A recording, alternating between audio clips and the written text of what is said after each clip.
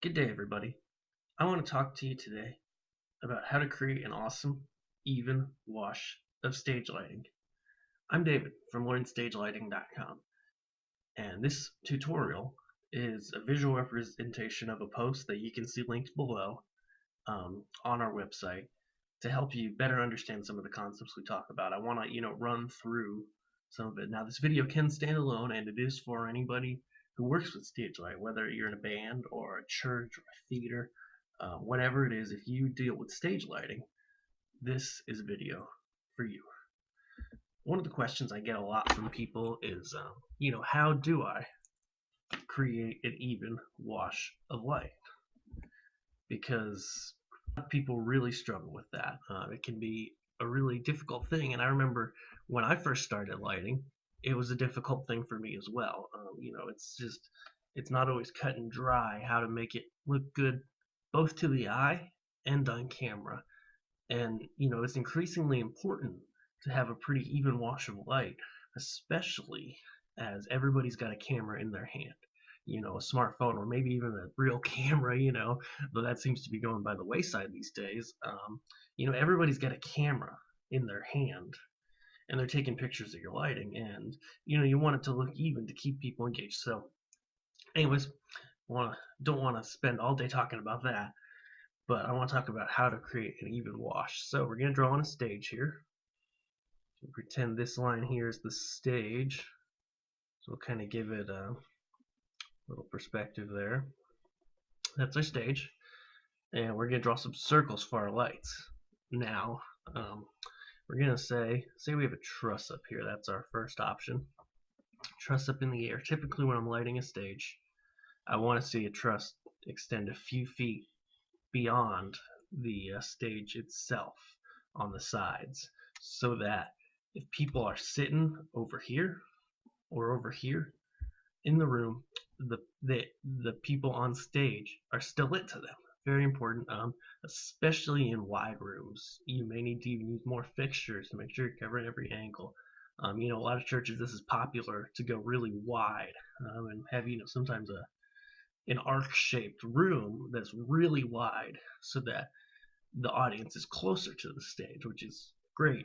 But it takes a little more lighting, so we gotta take care of that. But first thing we need to do is select some fixtures. And really, to make an even wash of lighting, there's a lot of different fixtures you can use.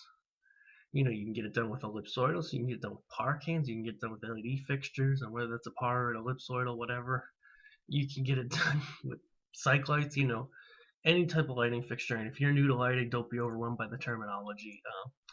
But any type of fixture, pretty much, you can create an even wash with. But consistency is key.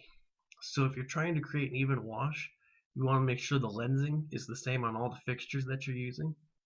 You also want to be sure that the type of fixture is the same on every. If it's pars, make it all pars. If it's ellipsoidals, make it all ellipsoidals.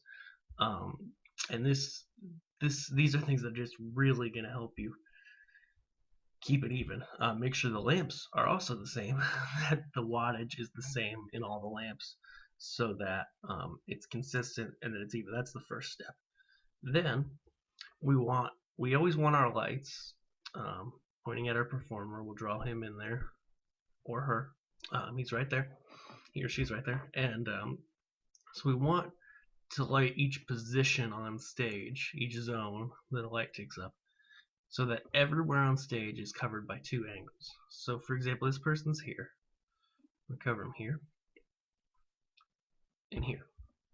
So that way, the lights right now are 45 degrees up from our person on stage and 45 degrees out. And you can see that in this arrow here, that indeed it's upwards 45 degrees out in front of him, and it's out 45 degrees. And that's what's ideal. Now I understand it's not going to work in every circumstance, every situation, but it works in many, and it's ideal. So if you can't get 45 degrees, err on the side of lower rather than higher, because it's going to make your focus easier and it's going to look better, especially on the eyes of people and under their chin, because the higher your angle gets, the more shadows you're going to get there, and it can be a barrier to communication if it gets too high.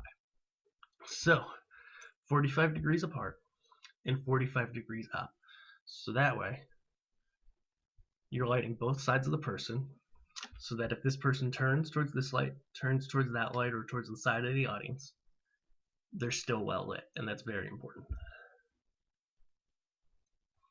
The next important thing is that as we add lights to this stage, so we'll do the other side of the stage with 2 more lights here, and then we'll cover the middle with 2 lights.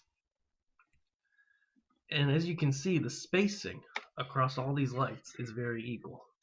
Now this is important because as you focus and point the lights, it's going to help keep things even because we're staying consistent across the whole stage.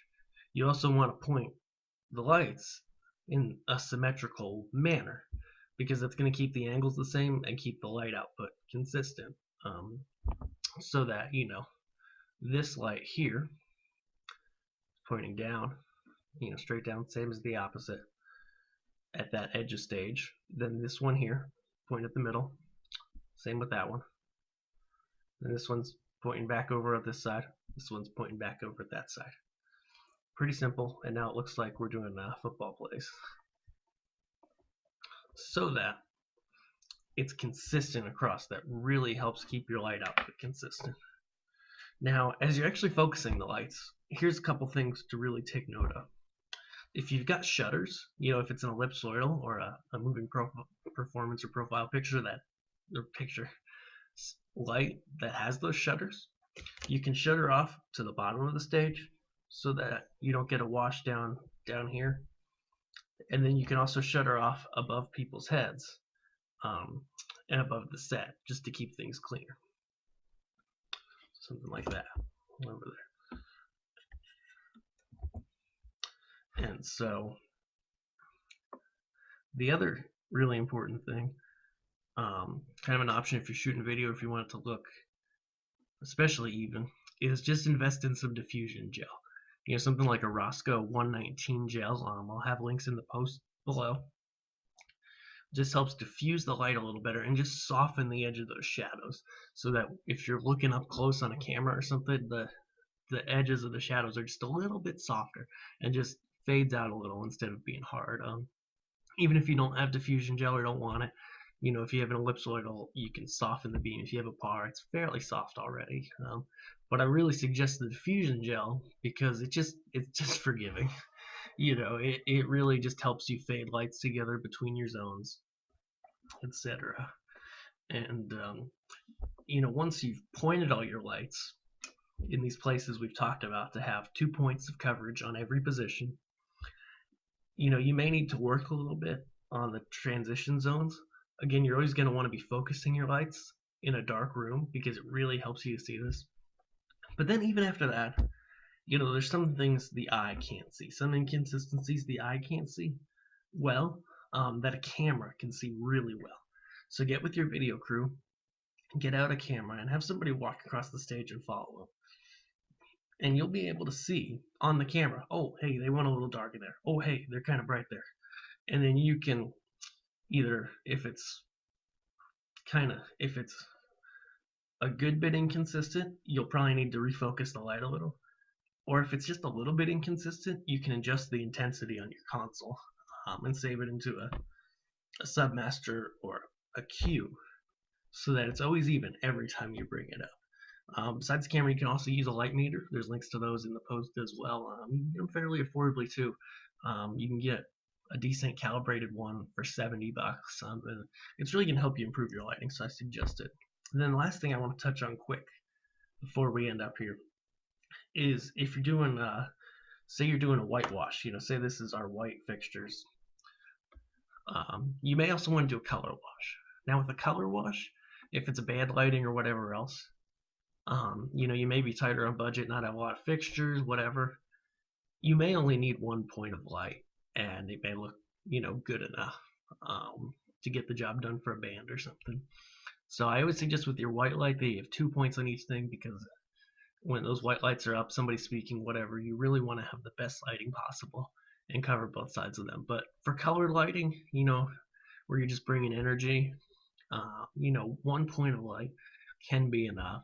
And you don't have to use the same type of fixtures used for your whitewash, for your colored wash. Say you use ellipsoidals for your whitewash, but then you have a bunch of pars. You could use the pars for your colored wash, but what's really important, as I mentioned before, is that you stay consistent with the type of fixture in each wash, because that's really going to help you make it even. So I really hope this helps. I really hope you enjoyed it. If you did, please leave a comment here below or on the post. And I look forward to seeing you over at learnstagelighting.com and hearing from you there, because I love to always help and just learn what you're struggling with and teach more about lighting. Thanks, guys.